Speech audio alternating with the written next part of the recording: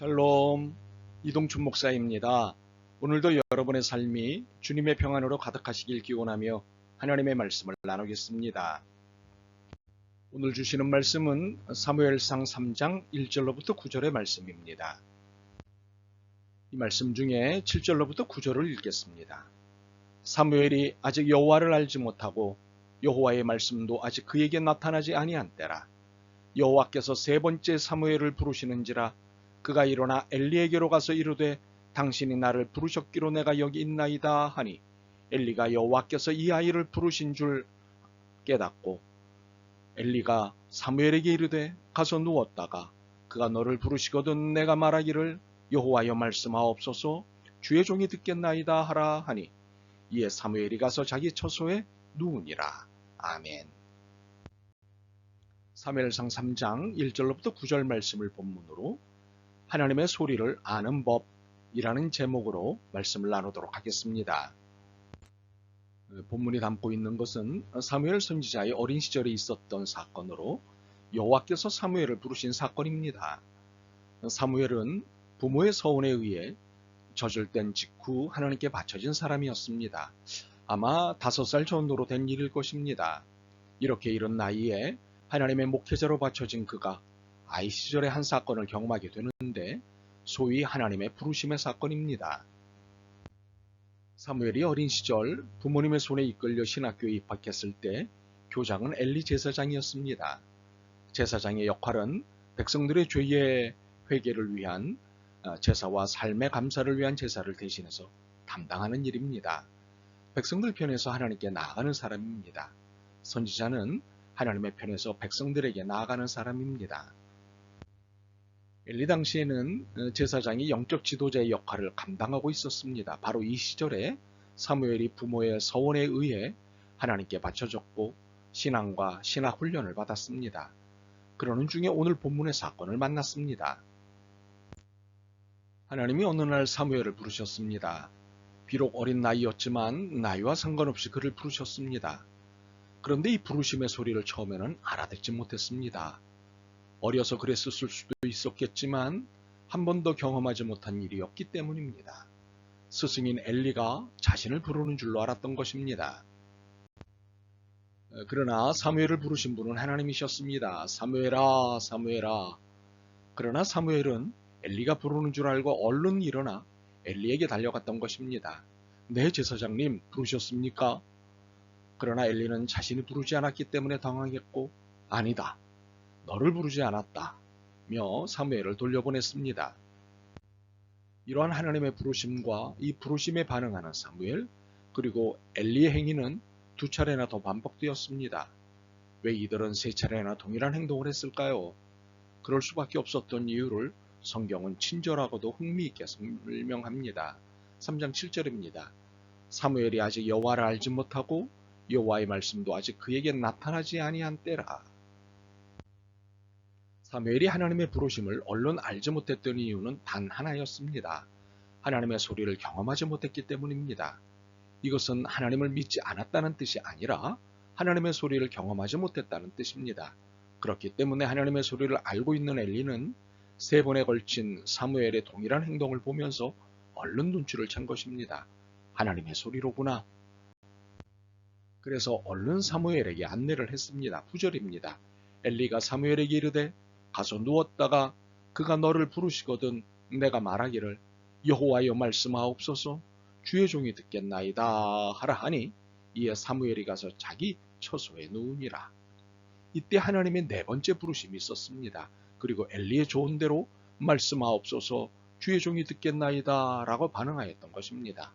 그리고 하나님은 사무엘에게 준비하신 메시지를 내리셨습니다. 이제 여기서 우리가 알게 되는 사실이 있습니다.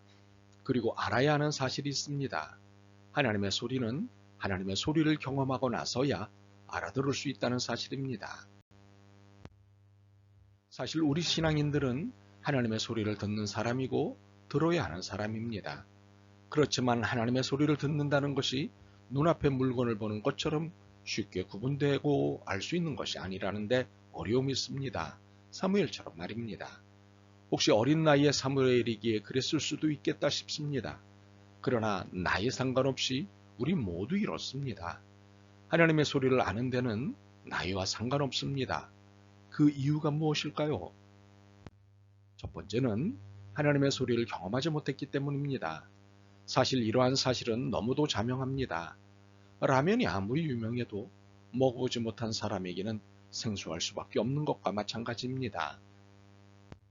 두 번째는 인간의 소리에 너무 익숙해 있기 때문입니다. 인간의 논리와 인간의 위세에 눌려서 하나님의 소리를 잘 듣지 못하는 것입니다. 현실적으로 눈에 보이는 것이 힘의 전부인 줄 알기 때문입니다. 법이라든가 제도, 돈, 권력 등과 같은 것들이 힘으로 작동하는 현실에 전적으로 동의하고 심지어는 이것들을 신처럼 여기고 있는 것입니다. 결국 이러한 태도는 하나님의 소리를 들을 수도 구분할 수도 없습니다. 그렇다면 어떻게 하나님의 소리를 알아들을 수 있을까요? 또한 무엇이 하나님의 소리일까요? 무엇보다도 하나님의 소리를 듣겠다는 진지한 신앙 고백과 함께 신앙적 준비가 되어 있어야 합니다. 사무엘은 어린 나이였지만 소리에 민감했습니다. 영적으로 깨어 있었기 때문입니다. 물론 하나님의 소리를 사람의 소리로 착각했지만 경험이 없어서 그랬지 하나님의 소리를 들은 것은 분명했습니다. 이처럼 하나님의 소리를 들을 수 있는 자세는 영적으로 깨어 있어야 합니다. 그렇다면 영적으로 깨어 있다는 것은 무엇일까요? 하나님의 말씀에 진지해 있는 것입니다. 진심으로 들을 준비와 함께 말씀을 따라 살겠다는 각오, 의지가 있을 때 이를 영적으로 깨어 있다고 말합니다. 많은 분들이 영적으로 깨어 있다는 것을 신기한 소리를 듣고 신비한 환상을 보는 것으로 이해하십니다. 그러나 이것은 2차적이고 보조적인 것이지 본질은 아닙니다. 본질은 하나님의 말씀에 순종하겠다는 의지입니다. 이런 의지 없이 신기하고 신비한 것만을 추구한다면 이는 매우 위험한 신앙이 됩니다.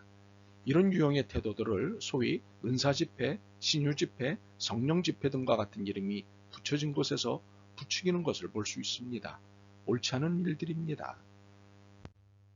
본문이 구약성경이기에 신약시대의 우리와 다른 것이 있습니다. 사무엘 당시의 하나님의 말씀은 소리였고 환상이었습니다. 이것이 하나님의 말씀을 전하시는 방법이었습니다. 그러나 지금은 하나님의 말씀으로 주신 66권의 성경이 있습니다. 이 66권의 말씀이 기준이 되어 하나님의 소리를 듣고 구분합니다. 그러므로 기본적으로 성경 66권을 떠나 하나님의 소리를 운운하는 것은 경계하고 배격해야 할 일입니다. 성경 66권에 비추어 하나님의 소리의 진위 여부를 판단해야 합니다. 이것이 오직 말씀의 입장입니다. 인위적이고 인공적인 소리가 참 많이 들리는 시절입니다. 그래서 하나님의 소리를 듣는 일이 너무나 방해를 받습니다. 권력자의 소리, 돈 있는 자의 소리, 법과 제도의 소리가 모든 공간을 지배하는 소리가 되어 하나님의 소리를 듣기가 너무 어렵습니다. 심지어 이러한 소리들이 교회 공간까지 점령하였습니다. 그러나 아무리 이러해도 하나님의 소리는 이러한 인간의 소리들에 짓눌리지 않으십니다. 하나님의 소리는 뚜렷하고 지금도 들리고 있습니다. 문제는 다른 소리에 심취되어 있는 우리입니다. 그리고 인간의 소리에 주눅 들려 있는 내 자신입니다. 그러나 인간의 소리가 우리를 살게 하지 않습니다. 그러므로 이제부터는 우리 모두 하나님의 소리를 듣게 되기를 소원합니다. 사람의 소리가 힘이 있고 무섭다 해도 하나님의 소리를 이길 수는 없습니다.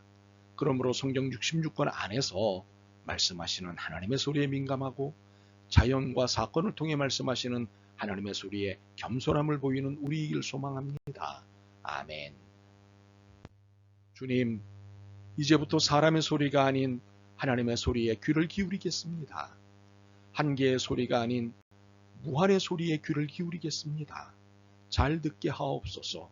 잘 구분하게 하옵소서. 예수 그리스도의 이름으로 기도드립니다. 아멘. 오늘도 여러분의 믿음과 삶을 응원합니다. 사랑합니다.